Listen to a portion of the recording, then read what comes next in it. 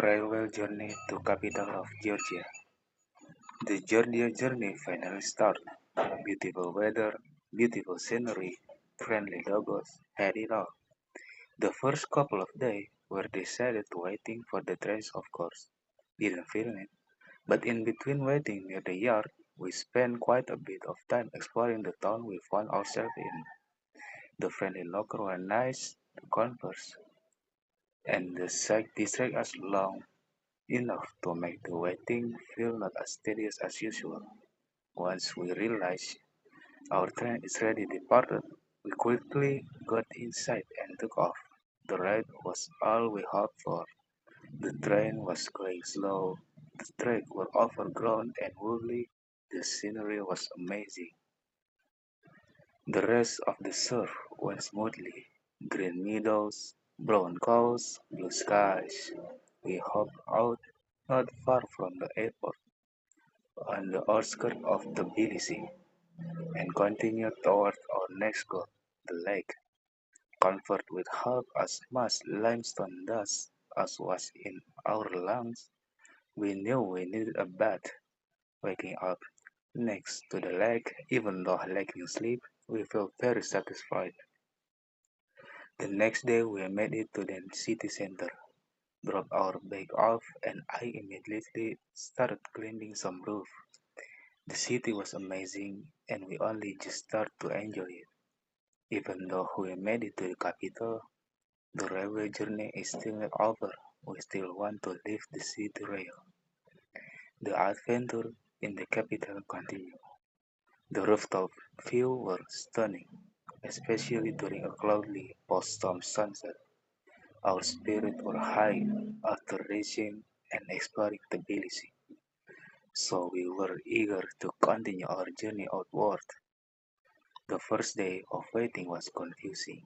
We did not know where the trains were going slow or how many would be rideable. The spot we settled on for waiting wasn't the best, but with being on the outskirts of an active yard, we were optimistic. However, our naive optimism faded by the hours. Lack of rideable trains, intense heat, incredible smells, and loud annoying noise were driving us crazy. After the third day of coming back to the same spot and soon getting kicked out by the rightfully suspicious railway worker, we decided it was enough torture and ended the railway journey. The Georgia journey, however, is not over. We explore much more of this country's stunning landscape and will share all the footage with the start of a new journey soon. The indirect question. What is an indirect question? It is an indirect question that is often used in formal situations and is more polite than a direct question. You can use this indirect question when you want to talk to people you don't know, when you are in a professional room or place. In addition, this type of question has a slightly different form. This question sentence begins with a phrase like, could you tell me or do you know? For example, could you tell me where the police station is? Indirect questions are marked by adding the verb is after the subject, the police station. Just like when you make a normal positive sentence, the police station is over there. This is different from direct question, which place the verb is before the subject, the police station. When to use indirect question. The first one, when asking people on the street. The second one, when talking to stranger. The third one, asking the elder is more polite. And the last one, being in a formal space. This is the every type of the indirect question. The following are various types of indirect question in English. Number one, yes or no question. Number two, yes or no question with tense using do, does, did. And number three, WH question in indirect question. Number four, WH question for tense with do, does, and did. Number one, yes or no question. Yes or no question can be used in this type of question sentence. The way is to add if and add a positive sentence. Here are the phrases used in this type of question. Could you tell me? Do you know? I would like to know. Number two, yes or no question with tense using do, does, did.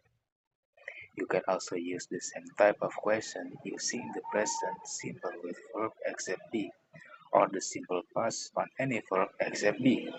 Well, the way is to use the word do, does, did when we want to make an indirect question sentence with a yes-no question using the following tense.